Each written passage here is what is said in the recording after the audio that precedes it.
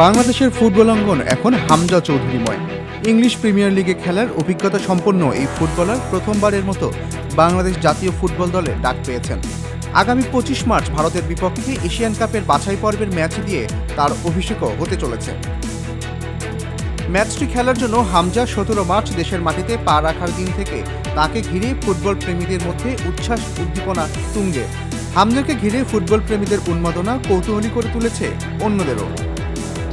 হামজা মূলত ডিফেন্সিভ মিডফিল্ডারের বাইরেও right back হিসেবেও খেলে থাকেন হামজা। এটি রক্ষণভাগেরই অংশ। মাঠের এক প্রান্তে থাকতে হয়। মাঠে হামজার প্রধান কাজ প্রতিপক্ষের আক্রমণ ঠেকানোয় প্রথম রক্ষীর ভূমিকা রাখা, দলের অনুকূলে খেলা নিয়ন্ত্রণ করা। হামজা ইংল্যান্ডের বয়সভিত্তিক দলে খেলেছেন। 2018 সালে অনূর্ধ্ব-21 জাতীয় দলের হয়ে চীন অনূর্ধ্ব-21-এর বিপক্ষে অভিষেক হয় তার। পরের বছর জায়গা পান উয়েফা ইউরোপিয়ান অনূর্ধ্ব-21 চ্যাম্পিয়নশিপেও। 2019 সালের জুনে ইংল্যান্ড অনূর্ধ্ব-21 দলের হয়ে ফ্রান্সের বিপক্ষে খেলেন তিনি।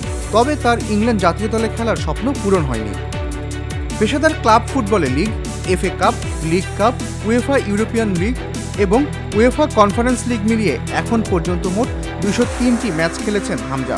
এর মধ্যে 2021 সালে লেস্টারের হয়ে জিতেছেন এফএ কাপ। গোল করেছেন 2টি। হামজা চৌধুরীর বাংলাদেশ ফুটবল দলের হয়ে খেলার সম্ভাবনা ছিল সবসময়ই। তবে লম্বা একটা সময় পর্যন্ত ইংল্যান্ডের হয়ে খেলতে চেয়েছিলেন তিনি। শেষ পর্যন্ত তা না হওয়ায় নিজের আগ্রহ, পরিবারের চাওয়া ও বাংলাদেশ ফুটবল ফেডারেশনের উদ্যোগ মিলিয়ে হামজা বাংলাদেশের হয়ে খেলার প্রক্রিয়া শুরু করেন। 19 ডিসেম্বর বাফুফে জানায় হামজাকে বাংলাদেশ দলে প্রতিনিধিত্ব করার অনুমতি দিয়েছে ফিফার প্লেয়ার স্ট্যাটাস কমিটি।